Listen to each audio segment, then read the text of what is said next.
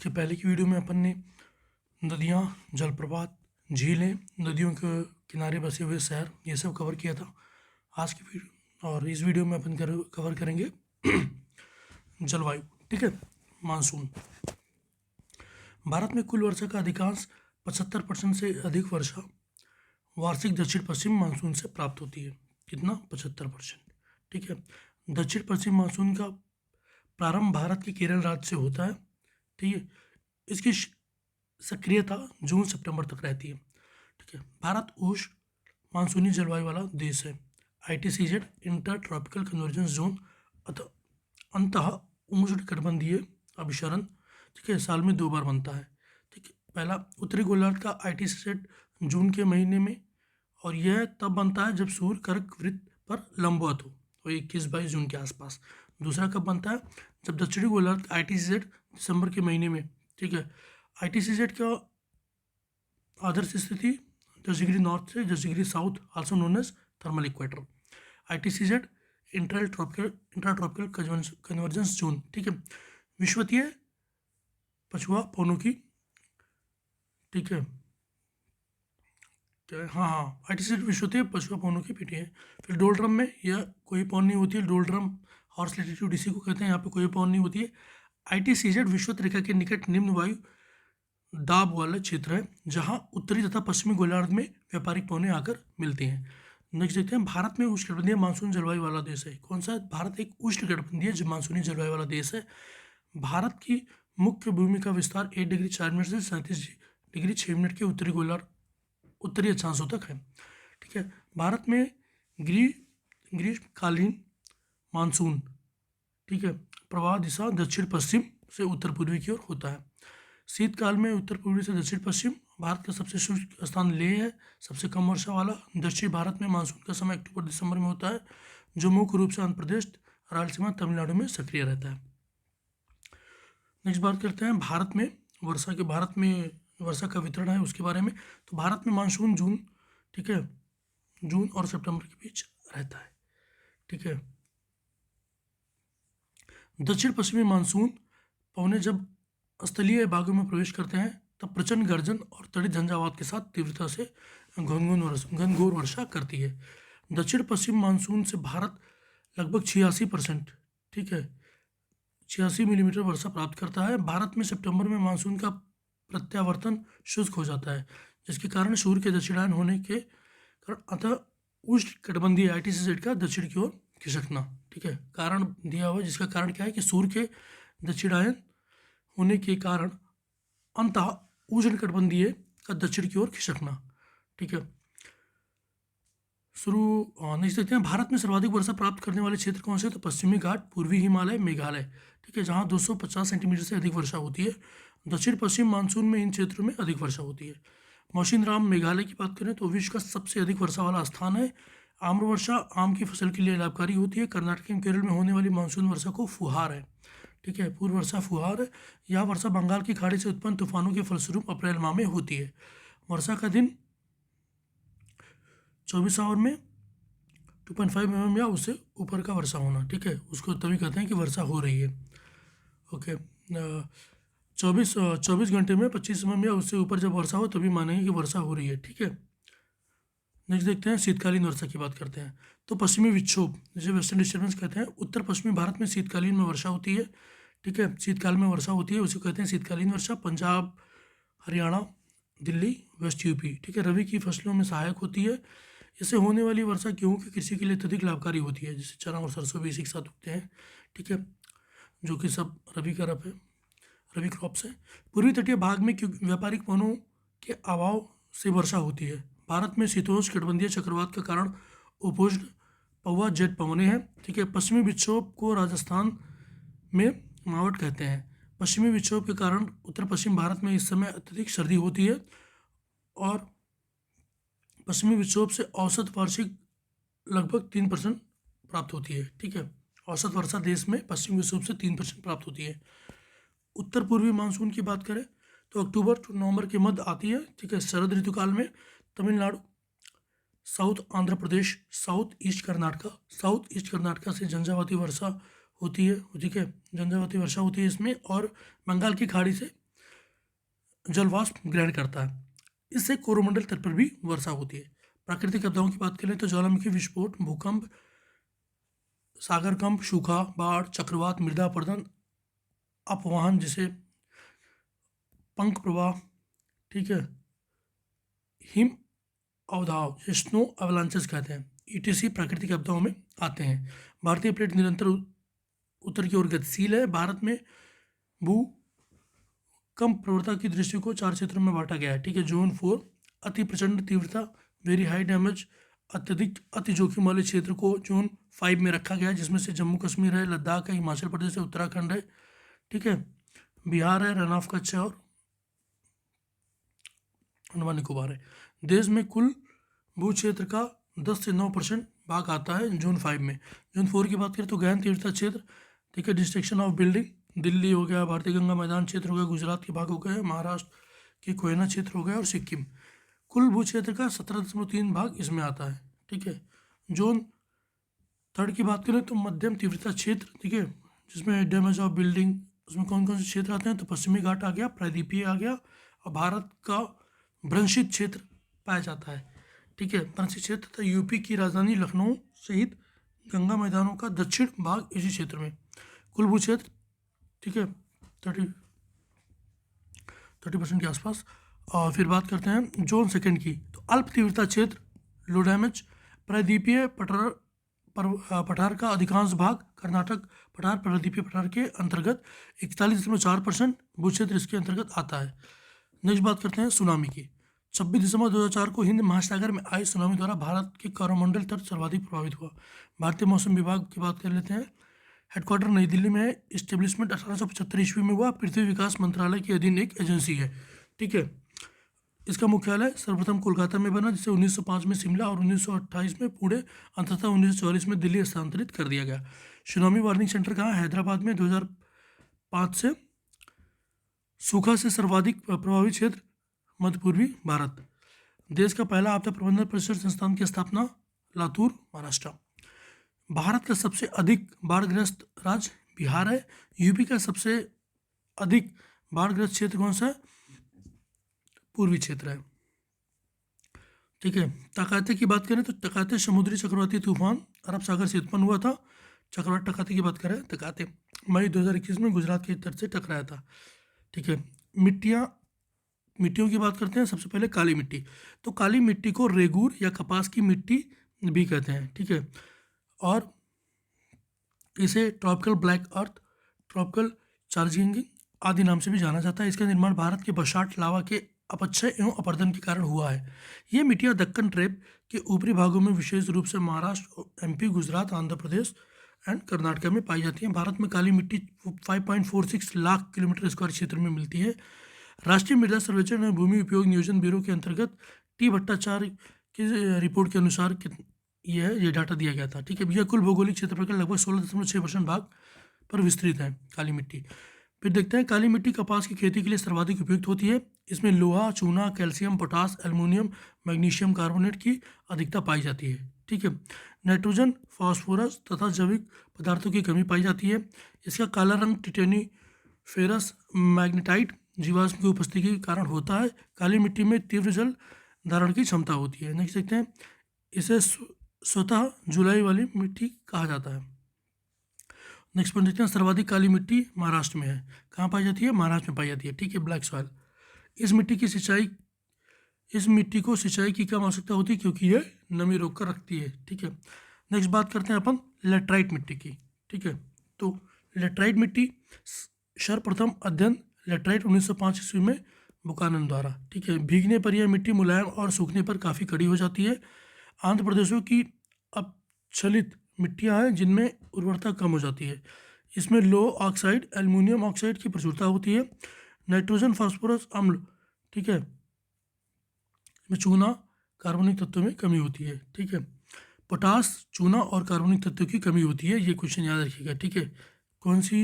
Laterite मिट्टी में, ठीक है। केरल के पूर्वी तमिलनाडु के छोटे भाग, ठीक है, और उड़ीसा, छोटा नागपुर पठार, पूर्वोत्तर में मेघालय के उत्तरी भाग और पश्चिमी घाट के पर्वतीय क्षेत्रों में ये पाई जाती है। 1.80 लाख वर्ग किलोमीटर के क्षेत्र पर इसका विस्तार है। सर्वाधिक विस्तार केरल, ठीक है, और उसके बाद महाराष्ट्र में है। केरल के बाद महाराष्ट्र में है। इससे कपास, चावल, रागी, गन्ना, दाल, चाय, कहवा, काजू ईटीसी अच्छी फसल होती है। उच्च ताप व भारी वर्षा वाले क्षेत्रों में विकसित होती है।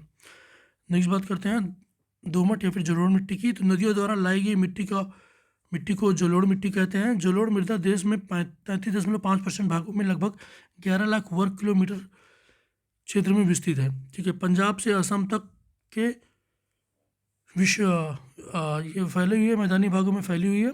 ठीक है, नर्मदा, ताप्ती, महानदी, गोदावरी, कृष्णा घाटियों में ये फैली है। ठीक है, इसमें पोटास, फास्फोरिक एसिड और चूना तथा जैव पदार्थों की प्रचुरता पाई जाती है। नाइट्रोजन एवं ह्यूमस की कमी होती है। फलीदार सब फसलों के लिए खेती में इनमें नाइट्रोजन का, ठीक है, हिस्वीकरण संभव है। ठीक है, ह्यूमिफिकेशन की बात हो रही है। चावल, गेहूँ, गन्ना, जूट, कपास, मक्का, तिलहन, फल सब्जियों की खेती होती है। इसमें 40% बालू के कण, 40% मृतिका कण और 20% गोद के कण होते हैं। बलुई दोमट मिट्टी की बात करें, जिसको एल्यूवियल भी बोलते हैं, कि जलधारा क्षमता सबसे कम होती है। ठीक है, जल धारण क्षमता सबसे कम होती है, सबसे कम वाटर होल्डिंग कैपेसिटी होती है। नवीन जलोढ़ था खादर, जल धारण क्षमता अधिक होती है, सदैव उर्वर बनी रहती है। ठीक है, प्राचीन जलोढ़ या बागोर कम उर्वरक होती है, नियमित उर्वरकों की आवश्यकता होती रहती है इसमें। भाबर की बात करें तो नाइट्रोजन प्लस जैविक पदार्थों की प्रचुरता होती है और पर फास्फोरेट की कमी पाई जाती है, फास्फेट की कमी पाई जाती है। नेक्स्ट बात है, सबसे अधिक उपजाऊ मृदा यही होती है। ठीक है, जलोढ़ मृदा हिमालय के निक्षेपों से बनी होती है, आल्सो कॉल्ड एज कछारी मिट्टी। नेक्स्ट बात करते हैं सॉयल की मिसलिनियस, सारे सॉयल को मिला के जो भी क्वेश्चन स्टेटमेंट फॉर्म में आए थे उनको लिख दिया गया है। लाल मिट्टी भारत के 8.7 लाख किलोमीटर स्क्वायर प्लस 26.8% क्षेत्र में विस्तारित है। ठीक है, सिलिका एवं आयरन की बहुलता होती है। लाल रंग, ठीक है, लाल रंग फेरिक ऑक्साइड की उपस्थिति के कारण होता है। चूना, मैग्नीशियम, पोटास, फॉस्फेट, नाइट्रोजन एवं ह्यूमस की कमी होती है। विस्तार वेस्ट तमिलनाडु, कर्नाटका, साउथ महाराष्ट्र, छत्तीसगढ़, तेलंगाना, उड़ीसा, छोटा नागपुर पठार में होती है इसका विस्तार। पर्वतीय मिट्टियों की बात करें तो हिमालय क्षेत्र की घाटियों में, ठीक है, ढालों पर 2700 मीटर से 500 मीटर की ऊंचाई पर ये पाई जाती है। ठीक है, कार्बन नाइट्रोजन अनुपात काफ़ी अधिक होता है, हल्की अम्लीय भी होती है। नेक्स्ट बात करते हैं मरुस्थलीय मिट्टी की। तो शुष्क आर्द्र शुष्क जलवायु दशाओं में इसका विकास होता है, वहीं पाई जाती है। राजस्थान, सौराष्ट्र, गुजरात, कच्छ और राजस्थान वही है कि मेनली पंजाब क्षेत्र में पाई जाती है। ठीक है, साउथ पंजाब की बात कर रहा है। तो रेत बजरी से युक्त होती है, नाइट्रोजन की कमी पाई जाती है। मिट्टी में नाइट्रोजन के स्थिरीकरण करने के लिए प्रमुख फसलें अल्फा, ठीक है, और गार्बेंजी बीन्स की मटर, सोयाबीन और उड़द। अरे लेगुमिनस प्लांट जो भी हैं उसको बोलते हैं। तो नाइट्रोजन की प्रचुरता सॉइल में बढ़ जाती है। ठीक है, फिर बात करते हैं भारतीय मृदाओं में जस्ता सूक्ष्म तत्व की सर्वाधिक कमी है। ठीक है, भारतीय मृदाओं में किसकी सर्वाधिक कमी है? तो जस्ता, ये एक माइक्रो एलिमेंट है, सूक्ष्म तत्व है। ठीक है, अम्लीय एवं क्षारीय मृदा की बात करें तो मिट्टी का पीएच मान कम होना चाहिए, मिट्टी की अम्लीयता को प्रदर्शित करता है। ठीक है, जब मिट्टी का पीएच मान कम होगा, ठीक है, कम होना किसी मिट्टी का अगर पीएच मान कम है, इसका मतलब क्या है कि मिट्टी अम्लीय है। ठीक है, पीएच ज़्यादा होना मतलब क्षारीय है। ठीक है, क्षारीयता को प्रदर्शित करता है। सामान्यतः फसलें उगने वाली मिट्टी पीएच मान 6 से 7 के मध्य होना चाहिए। ओके, नेक्स्ट देखते हैं मृदा अपरदन में सुधार। कारक कौन कौन से मृदा अपरदन के? तो निर्वनीकरण, अत्यधिक पशुचारण, झूम कृषि, अवैज्ञानिक कृषि पद्धति, परिवहन, अंधाधुंध खनन। ठीक है, नेक्स्ट बात करते हैं भारत में सर्वाधिक प्रभावित क्षेत्र। चंबल एवं यमुना नदी की उत्खात भूमि क्षेत्र, पश्चिमी हिमालय के गिरिपदीय क्षेत्र, छोटा नागपुर पठार, ताप्ती के साबरमती घाटी तक का क्षेत्र, मालवा पठार, महाराष्ट्र की काली मिट्टी क्षेत्र, ठीक है, हरियाणा, राजस्थान और गुजरात वाला क्षेत्र। ठीक है, ये लोग मृदा अपरदन के जो मेजर रीजन है उनकी बात हो रही है।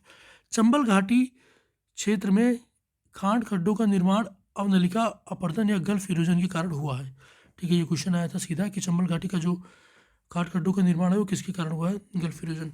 ठीक है, गली इरोजन कारण हुआ है, गली इरोजन। ठीक है, असफाल्ट या फिर बूंदाघात।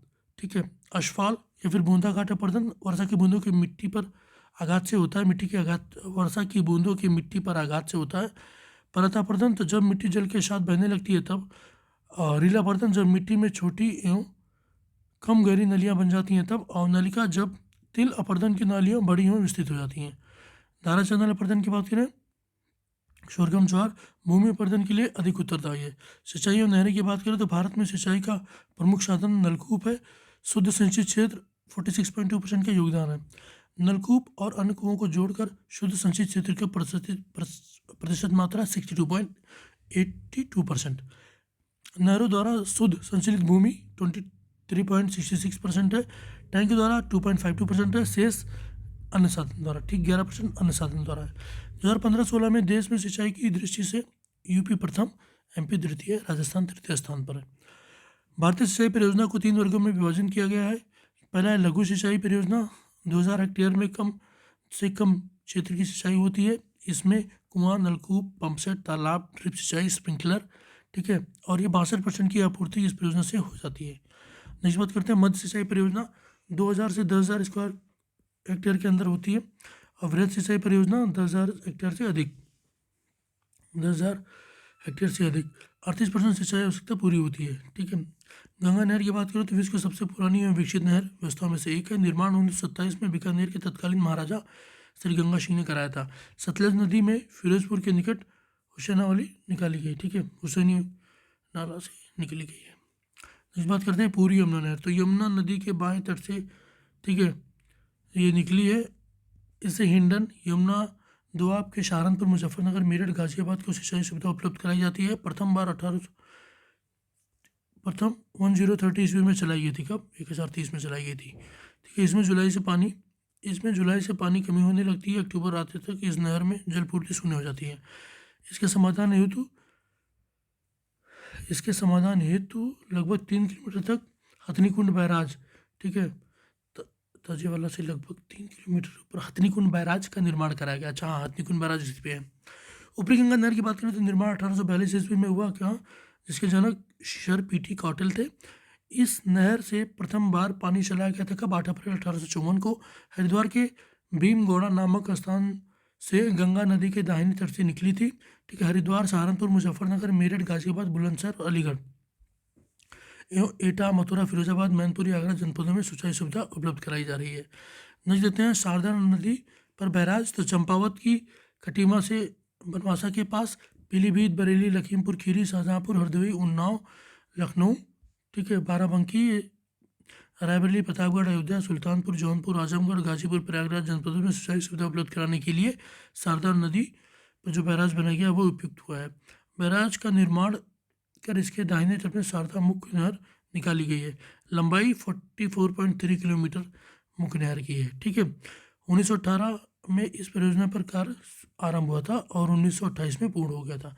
निचली गंगा नहर की बात करें तो उद्गम स्थल है नरोरा, बुलंदशहर, फर्रुखाबाद जल शाखा, ठीक है, बेवर जल शाखा, कानपुर जल शाखा और इटावा जल शाखा, भोगनीपुर जल शाखा इससे संबंधित है। और 1878 ईस्वी में नहर को पहली बार चलाया गया था, ठीक है।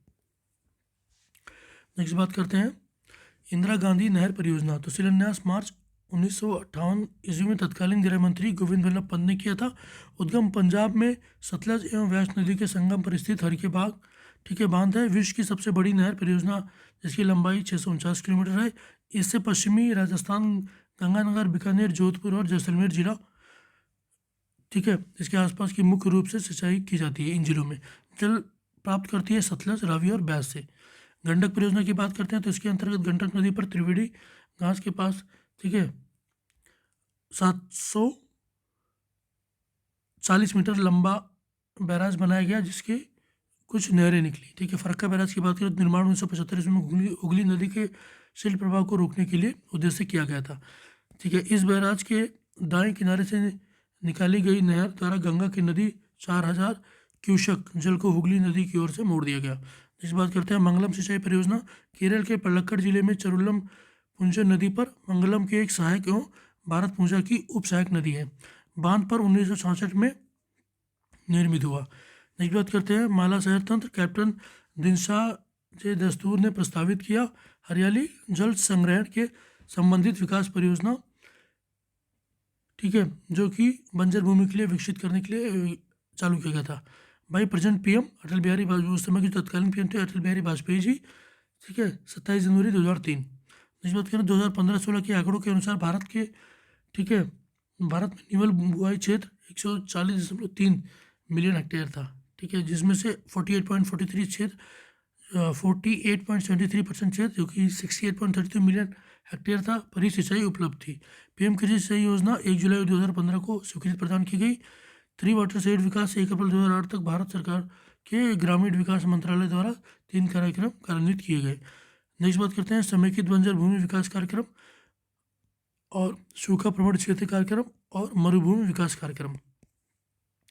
नेक्स्ट बात करते हैं PWP परमानेंट विल्टिंग पॉइंट सिंचाई जीवन रक्षक अथवा बचाव सिंचाई इंगित करती है।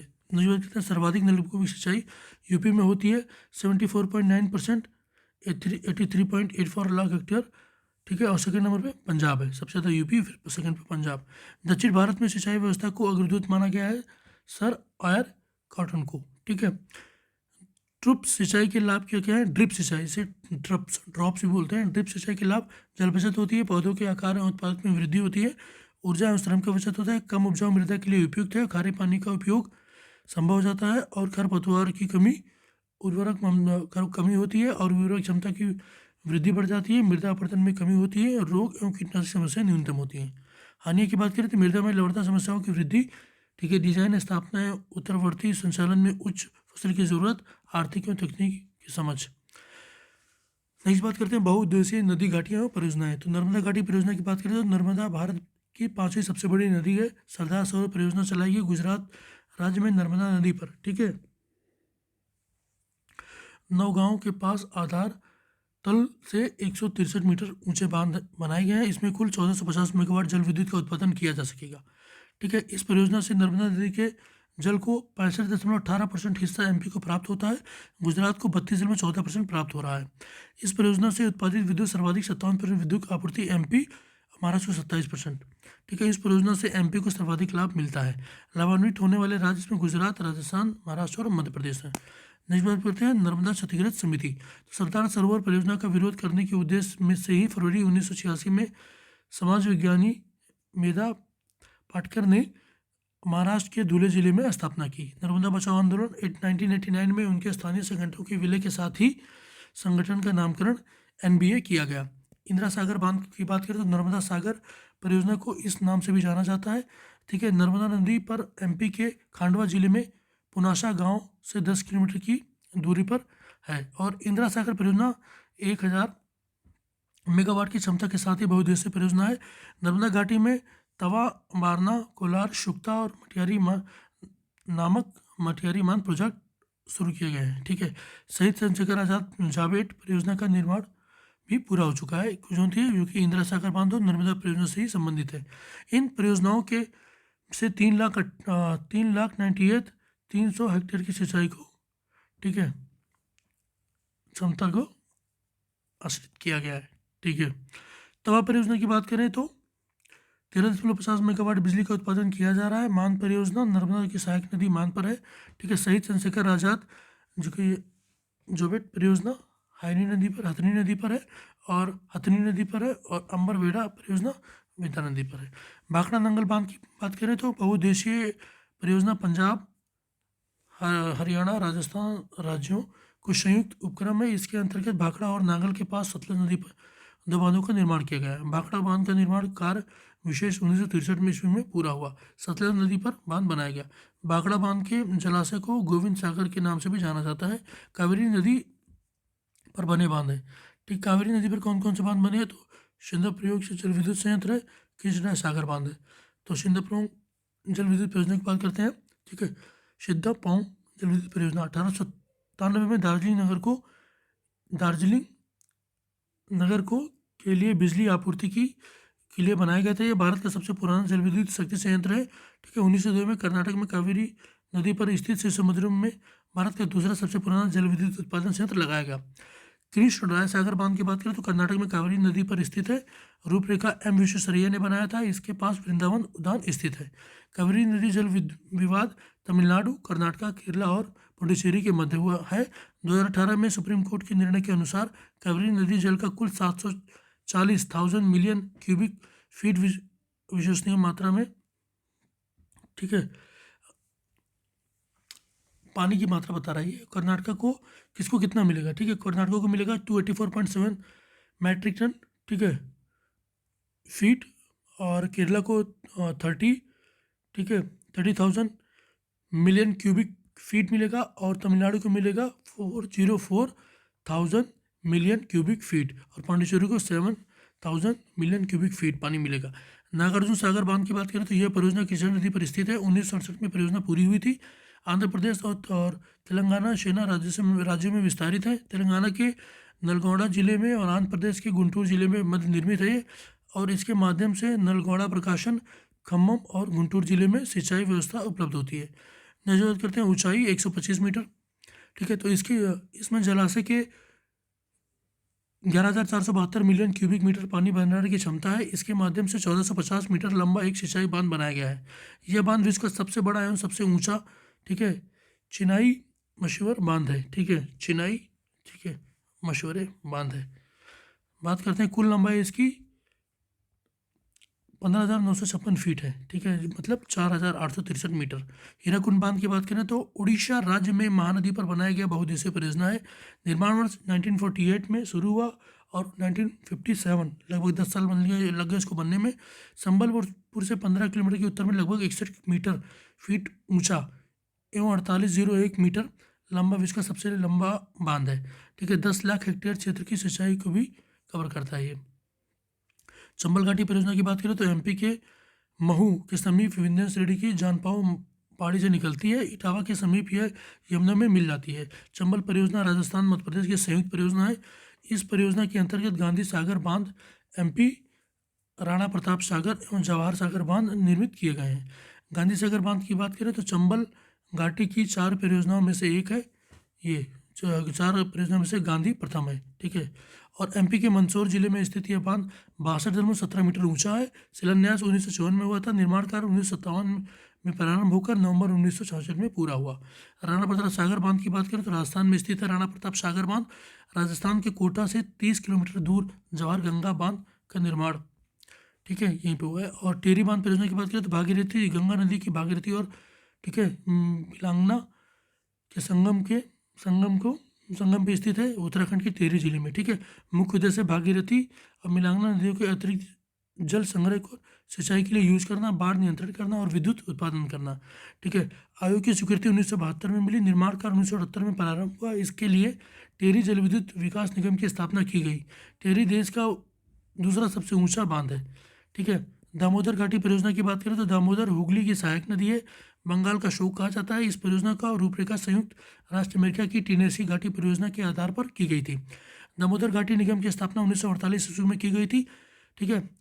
मैथौन, वेलपहाड़ी और तिलैया बांधों का निर्माण दामोदर की सहायक नदी, ठीक है, बटागर दामोदर नदी घाटी परियोजना के प्रथम चरण में किया गया। तिलैया बांध को कोडरमा जिले में, ठीक है, बाटकर नदी को बनाया गया और दामोदर घाटी परियोजना के अंतर्गत निर्माण कार्य 1953 में पूरा हुआ। नेक्स्ट बात करते हैं कोजार बांध, ठीक है। तो कोयनार नदी पर हजारीबाग जिले में दामोदर के संगम पर स्थित है, ठीक है। मेघान बांध की बात करते हैं। मेघोन बांध की तो बटाकर नदी पर धनबाद झारखंड में बनाया गया है। निर्माण कार्य 1957 में पूरा हुआ, ठीक है।